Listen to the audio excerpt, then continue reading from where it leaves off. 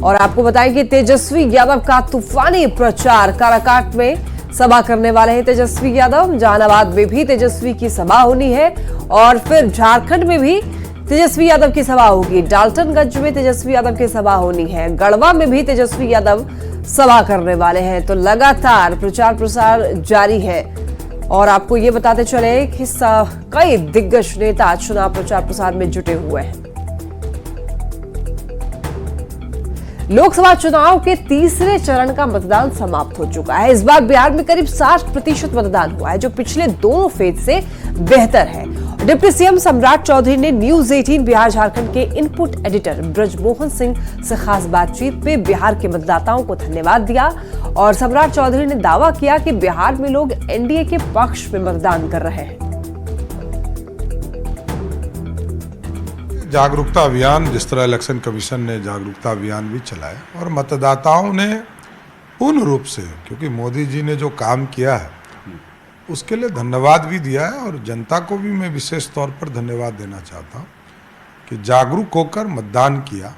इसके लिए भी विशेष तौर पर धन्यवाद देता हूं कि बिहार और देश के भविष्य को बनाने के लिए बिहार की जनता ने मतदान बढ़ाने का काम किया।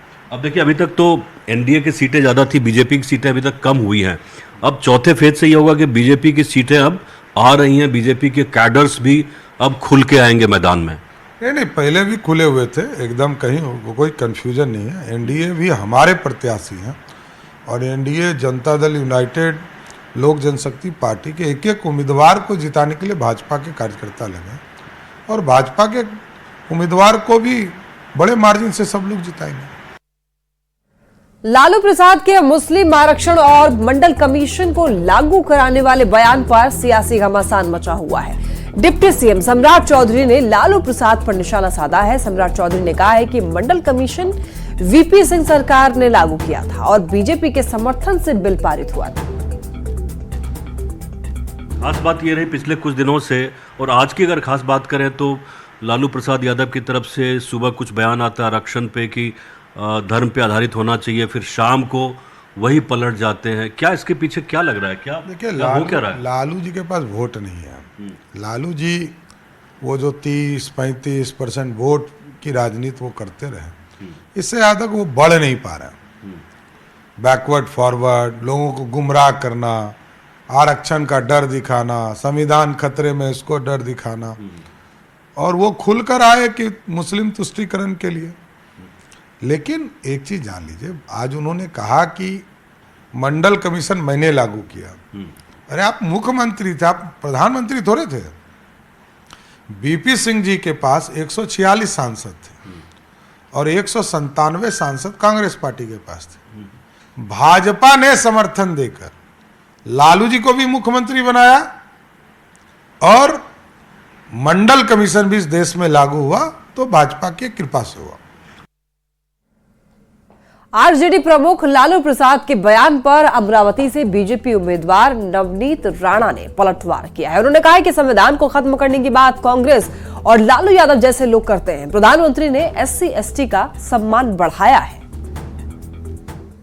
आज अगर लालू प्रसाद जी का आपने स्टेटमेंट सुना होगा कि हम आने वाले समय में जो मुस्लिम कम्युनिटी के जो लोग हैं उन्हें आरक्षण देंगे, वो रिजर्वेशन निकालने की बात कर रहे हैं लालू प्रसाद यादव जी। और हमारे मोदी जी कहते हैं जब नया पार्लियामेंट में जाते हैं तो सर पे संविधान लेके पार्लियामेंट में जाते हैं, तो वो संविधान को बचाने के लिए इस देश में है और संविधान को अगर खत्म करने की अगर कोई बात करता है तो वो कांग्रेस और लालू प्रसाद जी यादव जैसे लोग करते हैं। 15 दिनों के पेरोल पर निकले मोकामा के पूर्व विधायक अनंत सिंह ने बाढ़ के उमानाथ मंदिर में पूजा की और पूजा अर्चना के बाद बाढ़ नगर परिषद क्षेत्र का भ्रमण किया और बेलछी में अपने समर्थकों से मुलाकात की। पूर्व बाहुबली विधायक रविवार को जेल से 15 दिनों के लिए पेरोल पर बाहर निकले हैं।